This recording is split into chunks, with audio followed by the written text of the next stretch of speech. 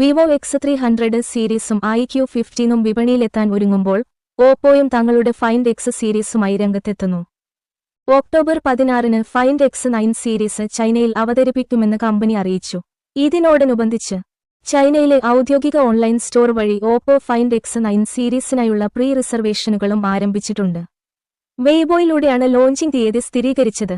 പുതിയ find X9 സീരീസിന്റെ പ്രധാന ആകർഷണങ്ങൾ എന്തെല്ലാമാണെന്ന് നോക്കാം. ഈ സീരീസിന് കരുത്ത് പകരുന്നത് മീഡിയടെക്കിന്റെ ഏറ്റവും പുതിയ ഡൈമെൻസിറ്റി 9500 ചിപ്സെറ്റ് ആണ്. കൂടാതെ ആൻഡ്രോയിഡ് 16 അടിസ്ഥാനമാക്കിയുള്ള കളർ OS 16-ൽ പുറത്തിറങ്ങുന്ന ആദ്യത്തെ ഫോൺ കൂടിയായിരിക്കും ഇത്. ഓപ്പോയുടെ chief product officer Pete Lau Find X9 സീരീസിന്റെ ആഗോള ലോഞ്ചിനെക്കുറിച്ചും സൂചന നൽകി. ഫൈൻഡ് X9 പ്രോ മോഡലിന്റെ സവിശേഷതകൾ ശ്രദ്ധേയമാണ്. 7500 mAh ബാറ്ററിയാണ് ഈ മോഡലിൽ ഉണ്ടാകുക. 70 mm ഫോക്കൽ ലെങ്തും f2.1 അപ്പേർച്ചറുമുള്ള 200 മെഗാപിക്സൽ പെരിസ്കോപ്പ് ടെലിഫോട്ടോ ക്യാമറയും ഇതിൽ പ്രതീക്ഷിക്കാം.